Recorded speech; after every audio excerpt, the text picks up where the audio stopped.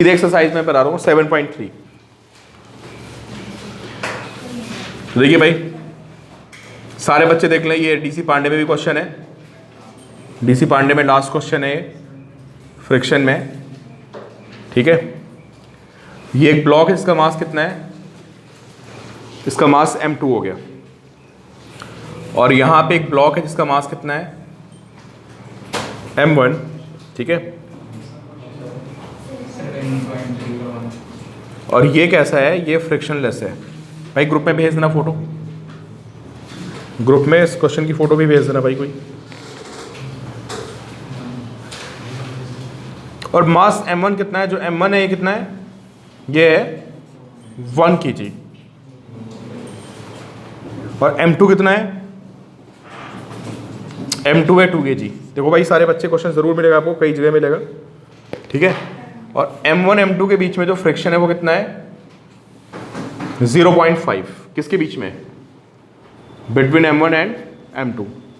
आज ज़्यादा क्वेश्चन नहीं हो पाएंगे, 3 ही 4 हो पाएंगे, बड़े बड़े क्वेश्चन हैं, ध्यान से करिएगा, ठीक है। और m1 को मैंने 10 मीटर पर सेकेंड की वेलोसिटी से फेंक दिया। कितनी वेलोसिटी से, 10 मीटर पर सेकेंड। सारे बच्चे देखें भाई, समझ सबको क्या हुआ, भेजो भाई फोटो, कोई भेज दो। क्वेश्चन सबने रीड किया। m1 का मास कितना है 1 kg, m2 का मास कितना है 2 kg। इनके बीच में फ्रिक्शन प्रेजेंट है, कितना कोफिशिएंट है 0.5। और ग्राउंड क्या है, परफेक्टली स्मूथ, ठीक है। तो आपसे पूछा जा रहा है, आपको टाइम बताना है when m1 comes to rest with respect to plank. Calculate time when m1 comes to rest. तो भाई मुझे कौन बच्चा बताएगा कि इस क्वेश्चन को हमें कैसे करना चाहिए। सबको क्वेश्चन क्लियर हो गया ना, सबको क्वेश्चन क्लियर है। तो इसको मैंने 10 मीटर पर सेकंड से फेंक दिया किसके ऊपर, प्लैंक के ऊपर। और प्लैंक कहाँ पे रखा हुआ है, स्मूथ सरफेस पे रखा हुआ है ना। तो जब ये ब्लॉक को आप फेंकोगे तो ब्लॉक पे फ्रिक्शन कहाँ लगेगा, इस ब्लॉक पे फ्रिक्शन कहाँ लगेगा। भाई आपने इसको ऐसा फेंका तो उस पर फ्रिक्शन आएगा पीछे, और प्लैंक पे कहाँ आएगा, आगे आएगा। तो आपसे पूछा है कितने टाइम के बाद जो m1 है ये m2 के रिस्पेक्ट में रुक जाएगा। ये मतलब दोनों फिर क्या होगा, फाइनली एक ही स्पीड से चलना शुरू कर देंगे। तो चलो भाई मुझे कौन बच्चा बताएगा कि हाउ टू सॉल्व। किसका एक्सेलेरेशन फाइंड करेंगे, m1 का। m1 का भी हम एक्सेलेरेशन निकाल सकते हैं, और अब m2 का भी निकाल सकते हैं, दोनों का निकाल सकते हैं ना। क्यों भाई, कैसे निकालेंगे, फ्रिक्शन निकल आएगा m1 m2 के बीच में। जो m1 m2 के बीच में फ्रिक्शन आएगा, वो फ्रिक्शन m1 को क्या करेगा, वो m1 को रोकेगा। जो m1 m2 के बीच फ्रिक्शन आएगा वो m1 को और m2 को। तो अगर हमें वो फ्रिक्शन मिल जाए, कौन सा फ्रिक्शन, m1 m2 के बीच में लगने वाला, तो उससे हम क्या कर सकते हैं, m1 का रिटार्डेशन निकाल सकते हैं, और m2 का, क्योंकि वो m2 भागेगा फ्रिक्शन की वजह से ही, समझे। तो चलो भाई सारे बच्चे मुझे बताओ कि what is friction force between m1 and m2। बताइए आप, m1 पे कौन कौन से फोर्सेस हैं। ये m1g होगा, और ये क्या होगा, नॉर्मल एक्शन होगा। और जब इसको सब फेंकोगे तो फ्रिक्शन कहाँ लगेगा, इस पर पीछे लगेगा, कितना, म्यू के n। तो हाँ, तो कितना आएगा फ्रिक्शन, म्यू के m1g।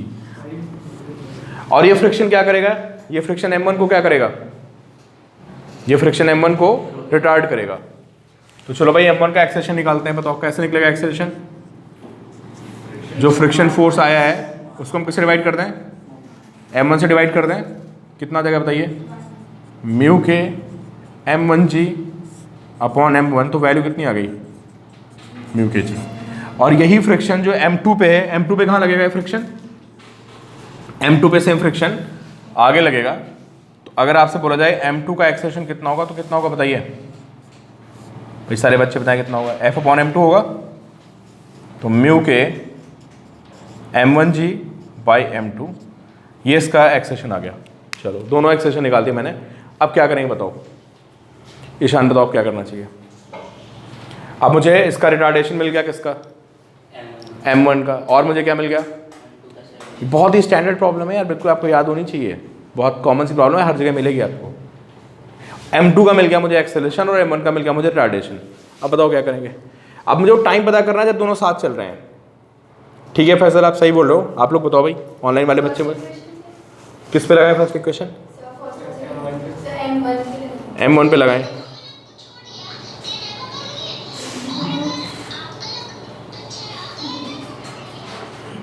चलो M1 पे लगा दिया। क्या इक्वेशन बनेगी M1 पे, 0 = 10 + 80। M1 की वेलोसिटी क्या होगी, 0 नहीं होगी, M1 की वेलोसिटी कम होगी,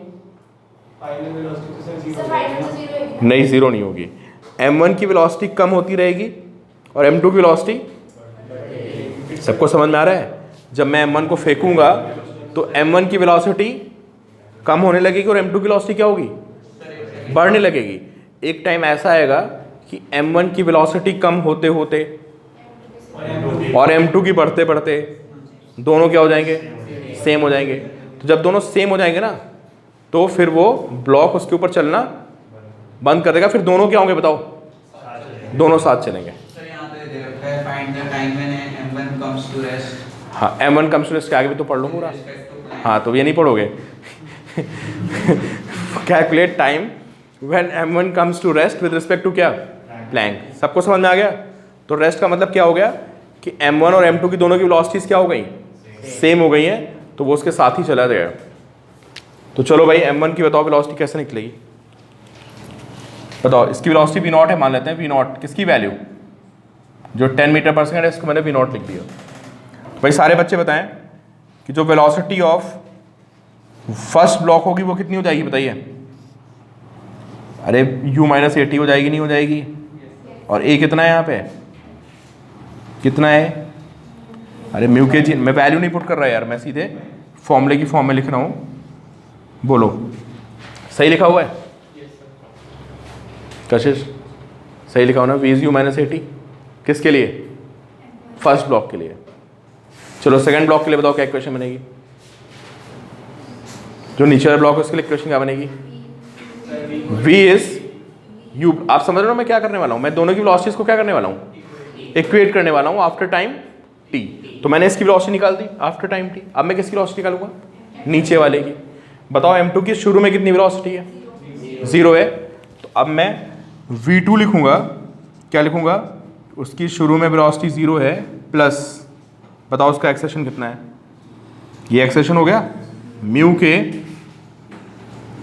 M1g/M2 और इनटू क्या, इनटू t। और फिर क्या किया जाएगा बताओ, जब उनमें रिलेटिव वेलोसिटी बंद हो जाएगी तो V1 और V2 दोनों क्या हो जाएंगे, सेम हो जाएंगे। अगला क्वेश्चन है, ये सबसे इजी क्वेश्चन था। अभी जो आपको आगे क्वेश्चन मिलेंगे वहां पे ग्राउंड से फ्रिक्शन आ जाएगा। तो इस पे कितने, तो इस पे क्या होगा बताओ, उसके बाद इस पे 2 फ्रिक्शन लगेंगे, ग्राउंड से भी आएगा और एक वो बैक एक्सरसाइज में ऐसा क्वेश्चन है, हो सकता है यहाँ भी है, वैसे शायद मुझे लग रहा है ये 14th क्वेश्चन है इसमें से। 12th क्वेश्चन जो आप देख रहे हो ये ऐसे ही है। तो सॉल्व कर दोगे भाई, अब टाइम आ जाएगा यहाँ से। किसी को कोई डाउट, जो बच्चे ऑनलाइन बैठे हैं मुझे बताएं, क्या किसी को कोई डाउट है इसमें। तो भाई ये प्लैंक वाला क्वेश्चन याद रखना, this question is very very important. और सर डिस्टेंस अगर अभी आपसे पूछ सकता था इसमें, बता दो डिस्टेंस कितनी होगी, कितना चल के वो रुकेगा, क्या होगा, है ना, बहुत सारे इस पर क्वेश्चन बन सकते हैं। क्लियर है भाई, आगे बढ़ें। चलो अगला क्वेश्चन देखते हैं, फिर देखते हैं भाई सेकंड क्वेश्चन क्या कह रहा है। बाकी जो बच्चे वीडियो देख कर ट्राई करें एक बार। 2 ब्लॉक्स हैं मेरे पास A and B।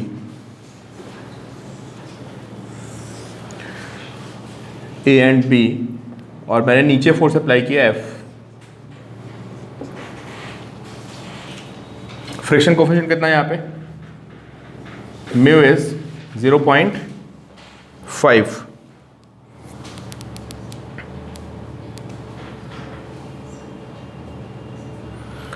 Find minimum value of, और नीचे स्मूथ है, समझे, नीचे स्मूथ है, find minimum value of F for which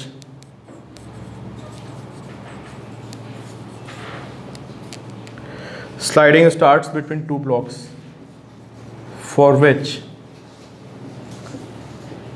sliding starts between two blocks. MA की वैल्यू कितनी है? MA is 10 kg and MB is 20 kg. बताओ भाई, तो अगर आपने वीडियोस देखी होंगी। हाँ भाई यार, स्लाइडिंग स्टार्ट्स मतलब अबाउट टू स्लाइड, मतलब हमें एक्सेलेरेशन नहीं देना है बॉडी को, हमें बॉडी को एक्सेलेरेशन नहीं देना है, हमें उसके क्या मानना है, हमें उसको बैलेंस करना होता है। जब भी अबाउट टू स्लाइड हो या स्लाइडिंग स्टार्ट हो रही है तो आप कभी बॉडी को एक्सेलेरेशन नहीं देंगे, वो आपको बिल्कुल फोर्सेस को क्या करना होता है, इक्विलिब्रियम पे बैलेंस करना होता है। हो गया ना उसका? तो भाई जिन्होंने वीडियोस देखी होगी वो लोग कर देंगे बहुत जल्दी, ठीक है। चलो बाकी मैं एक्सप्लेन करता हूँ। अब जो बैठे हैं वो समझने की कोशिश करें, अगर वीडियो नहीं देखी तो। हाँ अच्छा भाई, बहुत बढ़िया, 150 आ रहा है। तो चलो अच्छा, देखो जिन्होंने वीडियोस नहीं देखे हैं वो इसको समझने की कोशिश करें कि ये बताओ इसमें इन क्वेश्चन में थीम क्या होती है। बताओ, थीम ये होती है कि एक बॉडी पे फोर्स अप्लाई होता है। सुनते रहिए भाई सारे बच्चे, जिन्होंने वीडियोस देखा वो भी देख लें, है ना, बाकी भी सुने। और एक ब्लॉक चलता है सिर्फ और सिर्फ फ्रिक्शन की वजह से। जैसे अभी इस क्वेश्चन में मेरा फोर्स किस पे बताओ, बॉटम वाले पे फोर्स है ना, तो बॉटम वाले को तो मैं जितना मन उतना भगा लूंगा मैं, लेकिन जो ब्लॉक ए है इसको कौन चला रहा है भाई, तो फ्रिक्शन से चल रहा है ना। जो ए और बी के बीच में फ्रिक्शन आ रहा है उसकी वजह से तो ए ब्लॉक चल रहा है, क्लियर। और बी पे आपका जितना मन हो उतना फोर्स अप्लाई कर लो, बी को आप कितना भी भगा लो, क्लियर। फ्रिक्शन क्या होता है, एक लिमिटेड होता है, एक लिमिट से ज़्यादा फ्रिक्शन नहीं आ सकता है ना। तो इसका मतलब जो हमारा ए वाला ब्लॉक है इसको फ्रिक्शन चलाएगा और फ्रिक्शन एक लिमिट से ज़्यादा नहीं हो सकता है, तो ए का एक्सेलरेशन भी एक लिमिट से ज़्यादा नहीं होगा, ठीक है। तो सबसे पहले हमें ये पता करना होता है कि जिसको फ्रिक्शन चला रहा है उस पर मैक्सिमम फ्रिक्शन कितना आ सकता है और उसका मैक्सिमम एक्सेलरेशन क्या हो सकता है। सुना भाई ने, सबने सुन लिया मैंने क्या बोला कि जिसको फ्रिक्शन चला रहा है उस पर मैं क्या निकालना पड़ेगा, मैक्सिमम फ्रिक्शन कितना आ सकता है, और जो मैक्सिमम फ्रिक्शन आएगा उसी की वजह से उस पर क्या आएगा, मैक्सिमम एक्सेलरेशन। और फिर अगर आपको दोनों को साथ चलाना है तो दोनों के एक्सेलरेशन मैक्सिमम से एक्सीड, ये बात समझ आई। अगर आपको दोनों को साथ चलाना है तो नीचे वाले के एक्सेलरेशन को क्या करना पड़ेगा, अरे समझ में आ रहा है कुछ तुम लोगों को, कि नीचे वाले का एक्सेलरेशन ऊपर वाले का जो मैक्सिमम हो सकता है उससे ज़्यादा नहीं होना चाहिए, ठीक है। तो चलो भाई जिन्होंने वीडियोस देखी बच्चों ने आंसर दे भी दिया है, क्योंकि क्वेश्चन इतना ही आसान है। अब मैं यहाँ पे सॉल्व करता हूँ और बाकी बच्चे सॉल्व करते रहे, थर्ड फोर्थ फिफ्थ, हाँ थर्ड फोर्थ फिफ्थ आप सॉल्व करते रहिए, मैं एक्सप्लेन करता हूँ। तो इन क्वेश्चन में हम सबसे पहले क्या देखते हैं कि कौन फ्रिक्शन की वजह से चल रहा है। अर्णव बताओ कौन चल रहा है फ्रिक्शन की वजह से। चलो ए पे बताओ कितना फ्रिक्शन आएगा यार, ए पे वेट आएगा उसके नीचे कितना, mAg, और क्या आएगा, नॉर्मल एक्शन आएगा। फ्रिक्शन कहाँ लगेगा, इस पे आगे लगेगा, सब मैं बता चुका हूँ कि जब आप बी को पकड़ के खींचोगे तो ये भी उसके साथ चलेगा, ए पे फ्रिक्शन कहाँ होगा, आगे। तो कितना मैक्स फ्रिक्शन आ सकता है बोलो, μs, एन यही तो मैक्सिमम फ्रिक्शन होता है, क्यों भाई। और n कितना है यहाँ पे बताइए आप, n कितना है, mAg के इक्वल। तो आप बताइए फ्रिक्शन की मैक्सिमम वैल्यू कितनी आ गई, अरे भाई यही तो आएगी μs mAg, है ना, किस पे, ऊपर वाले पे। ये मैक्सिमम फोर्स आ सकता है ऊपर वाले पे, और इसी की वजह से क्या होगा बताओ, मैक्सिमम एक्सेलरेशन आएगा। तो अब देखते हैं मैक्स एक्सेलरेशन ऑफ ए कितना होगा बताइए। मैक्स यार जो मैक्सिमम फोर्स आया है कितना आया है, μs mAg, ये फोर्स आया है उसको मैं इसके मास से क्या कर दूंगा, डिवाइड कर दूंगा, तो वैल्यू कितनी आ गई बताइए आप लोग मुझे।